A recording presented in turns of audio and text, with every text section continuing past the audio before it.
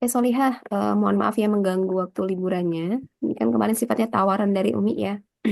Alhamdulillah kalian bersedia untuk kelas tambahan gitu. Mudah-mudahan waktunya kita belajar bareng di sini berkah dan jadi pahala untuk kita semua ya. Amin ya rabbal alamin. Hmm. Nanti kalau misalnya ini kan banyak teman-teman yang belum masuk kan ya, atau ada teman yang nggak masuk, nanti minta tolong bantuannya untuk eh, bantu belajar gitu kan ya, saling sharing aja nanti ke depannya sama teman-temannya. Nah, sebelumnya kita sepakati dulu kita mau sampai jam berapa?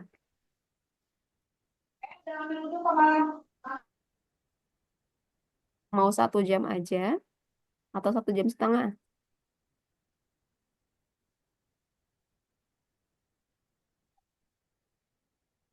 Kok diem semua?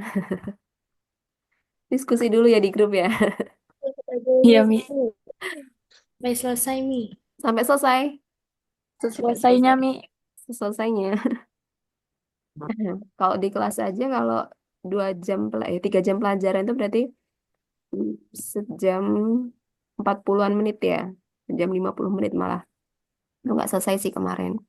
Nggak apa-apa kalaupun nggak selesai. Ini coba Umi jelaskan, nyamain sama teman-teman kalian waktu di kelas kemarin ya. Nanti kita minimal sampai peluang kejadian yang bagian peluang dasarnya gitu ya, sebelum masuk ke peluang-peluang yang lainnya. Oke, nanti kalau misalnya ada yang kurang jelas, boleh langsung tanya aja nggak apa-apa ya Solihah ya. Afwan Umi gitu, izin bertanya gitu. Jadi nggak perlu nunggu Umi persilahkan, tapi nggak apa-apa kalau masuk langsung bertanya gitu. Oke, kita mulai. Kita hari ini akan belajar tentang peluang ya. Kemudian ini dia. Wait, wait, wait. Yang tampak di layar kalian apa sekarang, Solihah?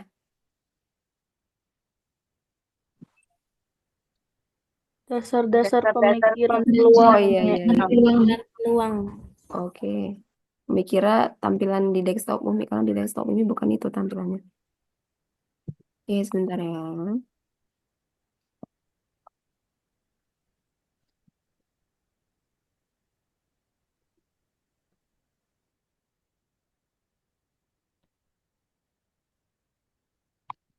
Nah, di dasar-dasar pemikiran pemeluang ini, nanti kita akan belajar tentang kaidah pencacahan dan peluang kejadian. Yang pertama, kita nanti akan belajar kaidah pencacahan.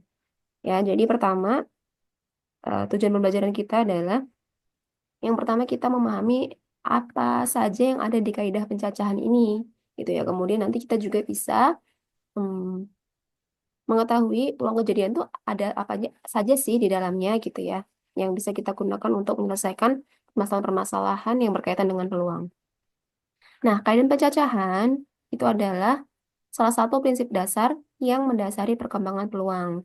Nanti di kaidah pencacahan ini yang akan kita pelajari meliputi aturan penjumlahan, aturan perkalian, faktorial, permutasi, dan kombinasi.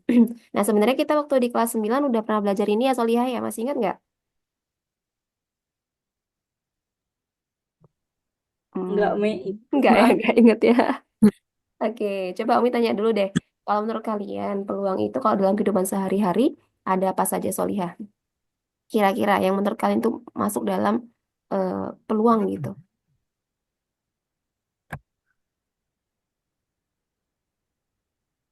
Enggak? Ingin tahu? Udah Peluang pada baca bisnis. bukunya belum? Gimana Sabrina? Najibah? Peluang apa tadi? Peluang bisnis ya? Ya, Mi. Ya, boleh. Peluang bisnisnya dalam bentuk apa nih? Gagal, berhasil. Itu juga masuk dalam peluang kan ya? Iya, Mi. Oke, betul. Terus apa lagi? Nggak Kalau ada. dadu gitu. Ya, betul. Dadu sering banget Koin. ya. Koin. Apalagi? Prediksi cuaca itu masuk dalam peluang nggak? Masuk. Termasuk. Masuk juga Masuk. ya. Jadi BMKG itu memprediksinya itu berdasarkan perhitungan peluang juga gitu ya. Walaupun sekarang sudah lengkapi dengan peralatan canggih, tapi itu berdasarkan ilmu peluang gitu. Di Al-Quran juga banyak yang menyebutkan tentang peluang. Apa contohnya kalau di dalam Al-Quran?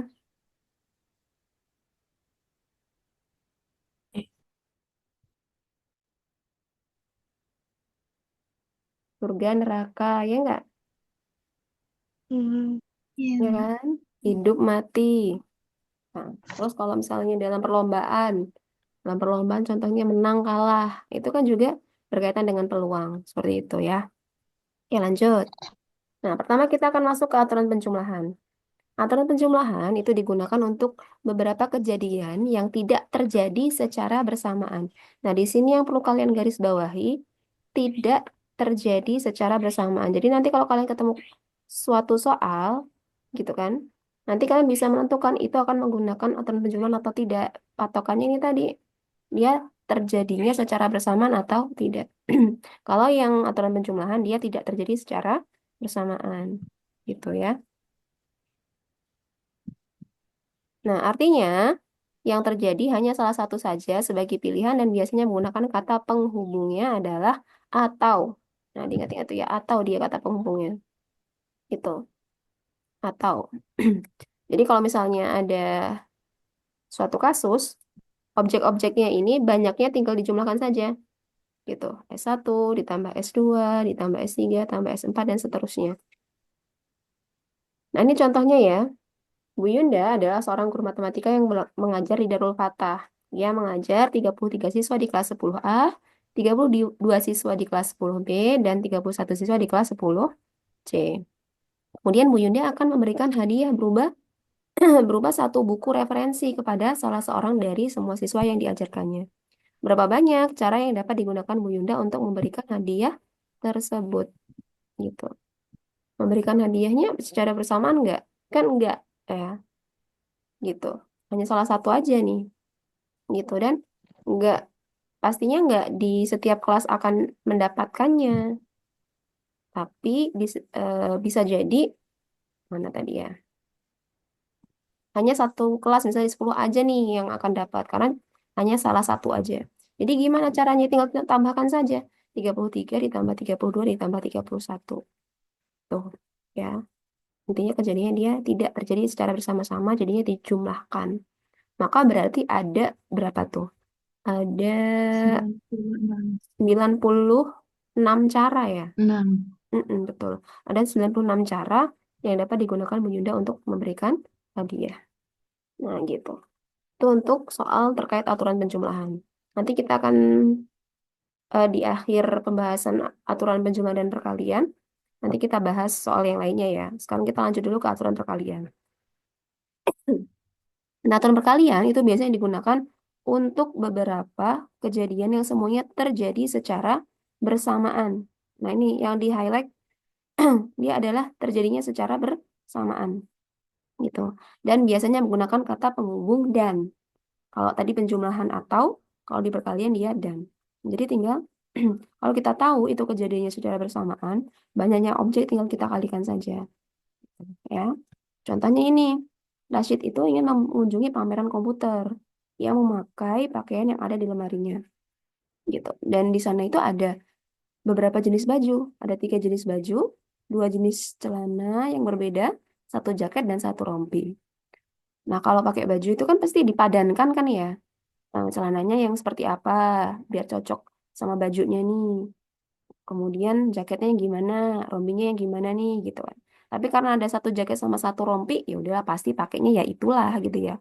Nah, sekarang berarti kita berpikir yang 3 jenis baju sama 2 jenis celana ini. Gitu. Ya sudah, karena ini akan dipakai secara bersamaan, akan dipadankan, ya berarti tinggal dikalikan saja.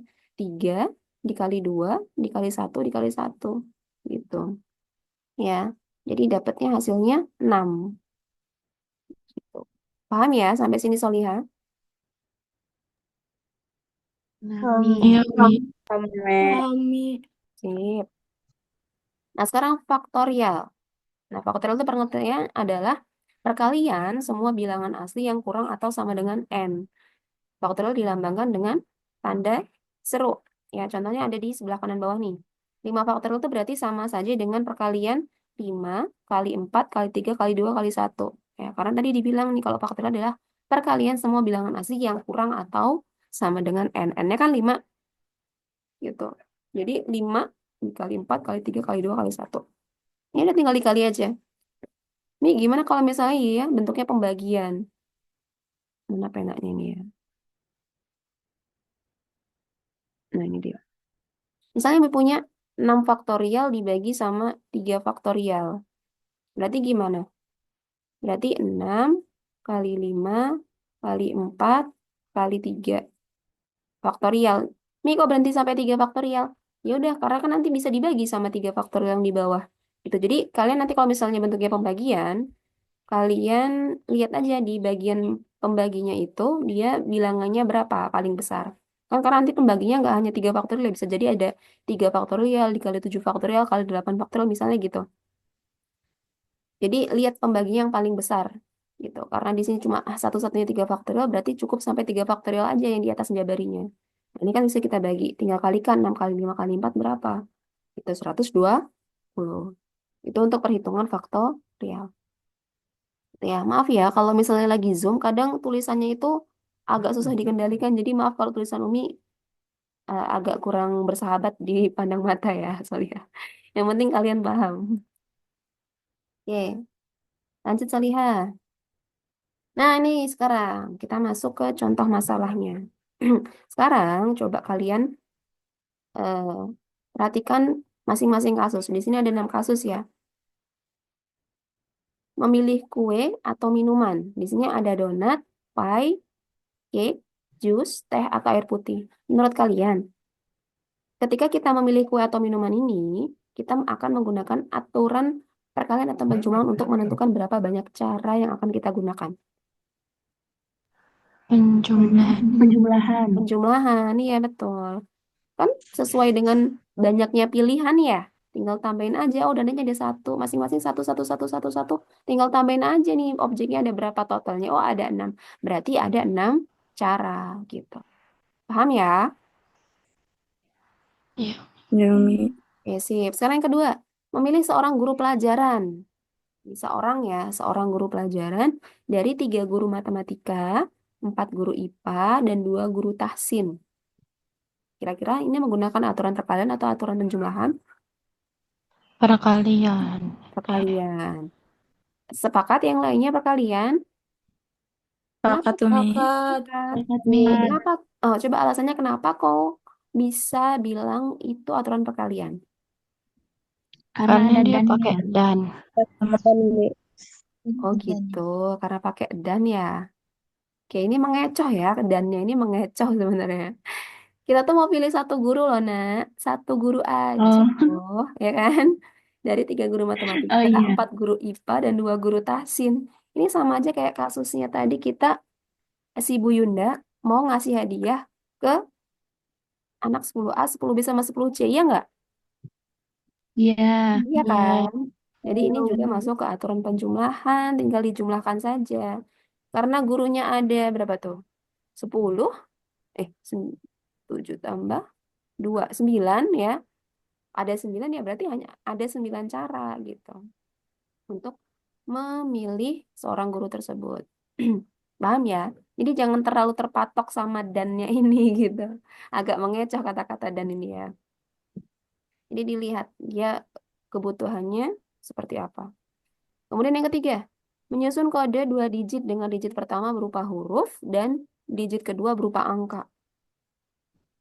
Nah, berarti gimana tuh? Kita butuh Perkalian. perkalian. Kalian. Perkalian berapa kali berapa?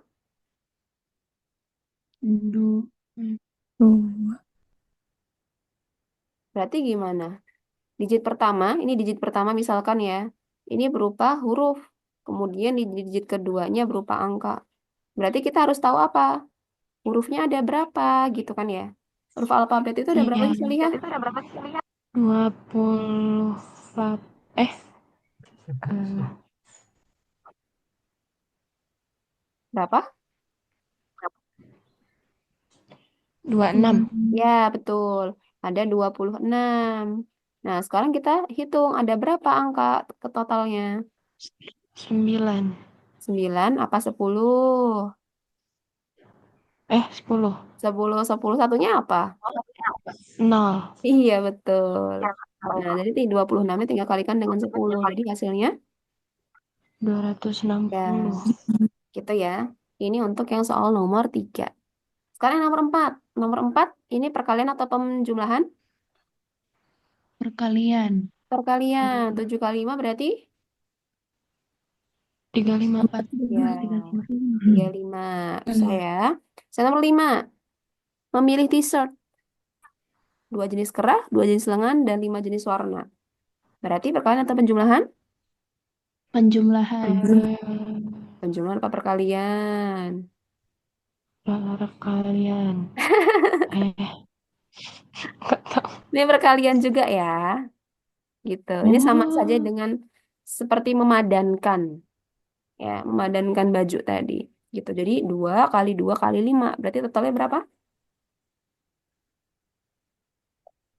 20. Ini kan? Kemudian, membeli pizza dengan pilihan. Ada 2 jenis ukuran dan 6 macam topping. Berarti ada berapa cara kita memilih pizza yang akan kita beli? 12. Ya, betul. Perkalian berarti ya. Gitu. Ya, Umi. Oke, paham yang ini ya? paham. Oke, Paham. lanjut sekarang. Lanjut di contoh yang selanjutnya.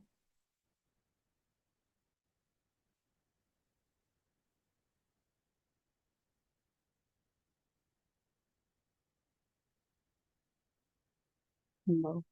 Nggak mau bergeser. Nah, ini dia. Ya, Umi hapus dulu.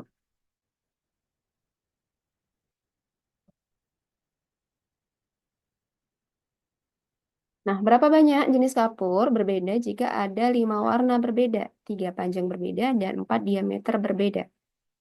Ayo, coba ini perkalian atau penjumlahan?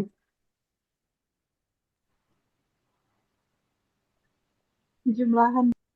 Penjumlahan ini sama kayak pizza Perkalian. tadi. Objeknya satu, sama-sama. Kayak tadi itu kan pizza nih, Kalian. ya kan? Perkalian, Umi. Iya, betul. Iya. Nah, sekarang kita ubah jadi kapur gitu. Dia ada 5 warna yang berbeda, 3 panjang berbeda, dan 4 diameter yang berbeda. Jadi tinggal dikalikan saja. Gitu, 5 kali 3 kali 4. Berapa hasilnya? 60. Yes, betul. Nah, lanjut sekarang soal selanjutnya. Nomor 8. Berapa banyaknya angka yang terdiri dari 2 digit angka berbeda?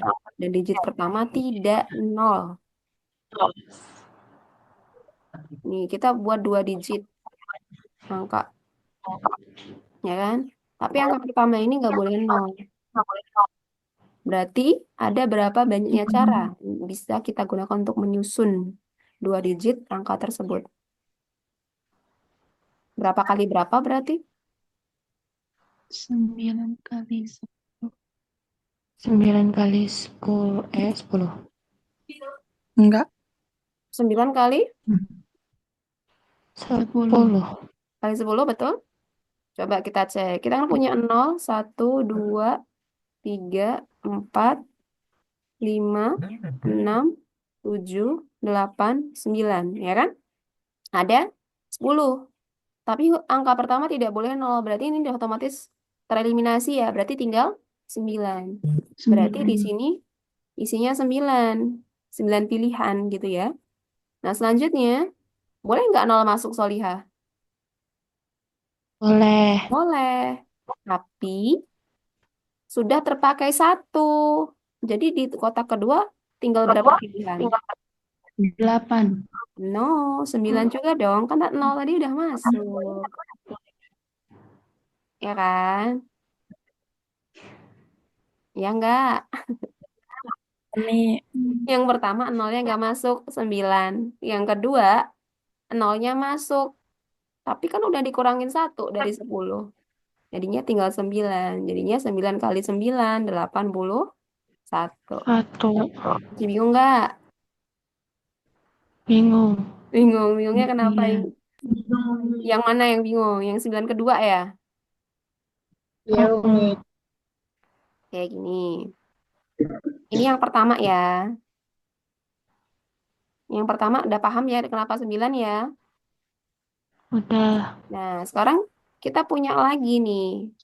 Di kotak kedua itu ada pilihan 0, 1, 2, 3, 4, 5, 6, 7, 8, 9. Lengkap pilihannya, lengkap sih. Tapi perhatikan di sini. Kan diminta di soal tuh 2 digit angka yang berbeda. Ya enggak?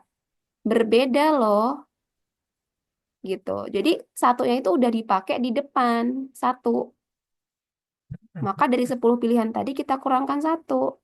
Karena nggak boleh sama sama yang di depan. Gitu loh. Maka tinggal 9. Paham? Udah masuk akal? Gimana? Giba? Insya Allah nih. Insya Allah. Ya, masih agak bingung sih Mi sebenarnya. Tapi ya udahlah Mi. Nah, coba sekarang. Supaya lebih paham lebih lagi kita jawab yang soal nomor 9. Berapa banyaknya bilangan ganjil dari 1000 sampai dengan 9999 dengan digit yang berbeda. Ingat ya, ada kata-kata berbeda lagi. Hmm. Oke, berarti kita punya 4 digit angka, ya enggak? Karena dia bentuknya ribuan. Gitu. Nah, sekarang kita perhatikan juga Mm-mm. di sini mintanya ganjil. Kalau ganjil itu berarti bilangan yang dilihat yang di depan, yang kedua, ketiga, apa terakhir, yang keempat? Terakhir. Terakhir. Nah, berarti di Oh, kotak terakhir ada berapa pilihan bilangan ganjilnya? Ada 1, 2, 3, iya. 4, 5. Ada 5 pilihan kan berarti? Mm-mm. Nah, ini kita masukkan ke sini. Ada 5 pilihan untuk kotak terakhir. Nah, sekarang kita susun dari depan. Tadi kan karena apa namanya syaratnya ganjil, maka kita utamakan dulu nih nyari yang ganjil gitu untuk kotak terakhir. Sekarang yang pertama, berapa banyaknya bilangan ganjil dari 1000? Kalau 1000 itu berarti angka pertama mulai dari berapa Sofia? Satu. Satu. Mungkin nggak nol? Enggak. Nggak. Berarti nol Enggak. tereliminasi gitu. Ya berarti tinggal ada berapa lagi? 9. No, 4. bukan 9. Satunya sudah dipakai di belakang. Berarti ada Oh iya. the Ada 8. 8. Ini kan udah paten ini tadi. Udah dikurangin satu. Ya. Itu kan Mm-mm. nggak boleh nol dan nggak boleh sama kayak yang di belakang. Berarti berkurang 2 jadi 8. Sekarang di kotak kedua. Di kotak kedua boleh nggak pakai semua angka? Boleh. Boleh. Boleh. Dari 0 sampai 9 semuanya boleh dipakai. Tapi ingat, harus berbeda. Berarti sudah berkurang berapa untuk mengisi kotak kedua? 3. 2 dong. Kan baru Oh, berkurang di kotak pertama sama kotak terakhir, ya nggak? oh. Iya, jadi 10 kurangi 2 hasilnya 8. 8. Nah, kotak ketiga bisa nggak pakai semua angka? Bisa. Bisa, tapi Dikurang 3. ya, jadi tinggal 7. Nah, ini tinggal 7. kalikan saja. 8 kali 8 kali 7 kali 5. Berapa 5. hasilnya? 2200. 2240. Ya, 2240. 40. Bisa ya? Oke, ada yang mau ditanyakan sampai sini? Cukup? Avanumi masih nggak ngerti untuk yang untuk kotak kedua dan ketiganya. Kotak kedua dan ketiga. Kalau pertama sama ke terakhir bisa ya? Hmm. Nah, kotak kedua, tadi kan Umi bilang, pas Umi tanya, boleh nggak dia menggunakan bilangan dari 0 sampai 9? Boleh, berarti semuanya sebenarnya bisa terpakai ya. Gitu. Tapi yang jadi perhatian Iya. di kotak kedua dan ketiga, itu adalah kata-kata berbeda, digitnya harus berbeda. Berarti, angka yang sudah terpakai di kotak pertama dan kotak terakhir tidak boleh lagi dipakai di kotak kedua dan ketiga. ketika kita mengisi kotak kedua, ya kan? Tadi kan ini belum ada nih, 7 ini belum ada nih. Masih kosong kan? Berarti dari 10 kita kurangkan 2 karena dia nggak boleh sama kotak pertama sama kotak terakhir. Jadi tinggal 8 angka yang bisa kita gunakan. Nah, di kotak ketiga, boleh nih sebenarnya pakai 10 angka ini. Tapi nggak boleh sama dengan kotak pertama, kotak kedua, dan kotak terakhir. Jadi berkurang 3. Makanya 10-nya kita kurangkan dengan 3, jadinya dapat 7. Gitu. Paham dong? Sudah bisa dipahami Paham, sekarang? Naomi. Paham, Naomi. Oke. Ada lagi yang mau tanya? Ini sebentar lagi Zoom kita habis ya, Nak ya. Jadi nanti kalau misalnya Umi kasih link lagi, masuk aja. Jadi tetap apa namanya stay di sini. Kalau Umi agak lama, mohon maaf gitu karena ini kan Umi sambil ngerekam ya. Biasanya dia nyimpen dulu, save dulu, baru Umi bisa share lagi linknya. Ya, Mi. Oke. Oke. Oke, kita lanjutkan ya.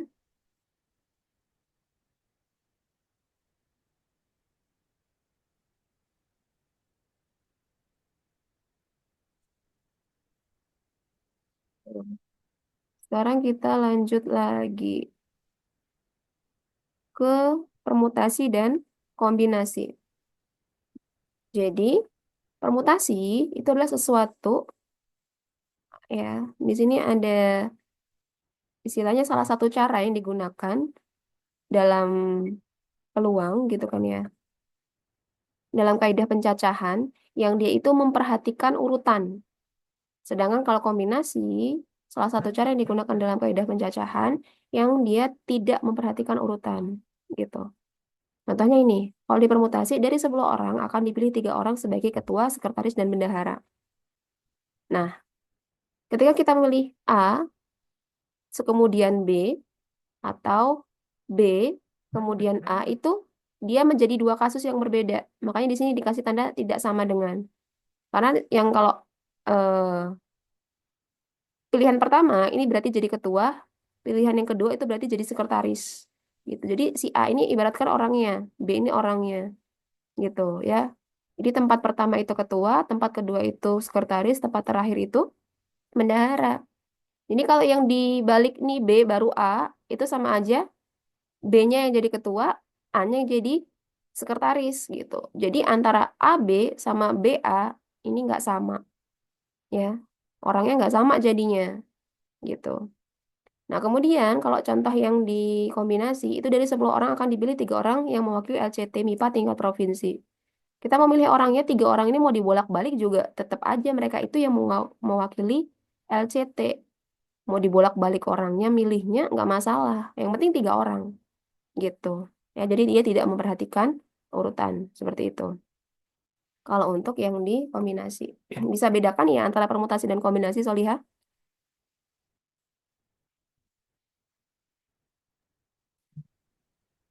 Oke, kalau sudah bisa kita lanjut.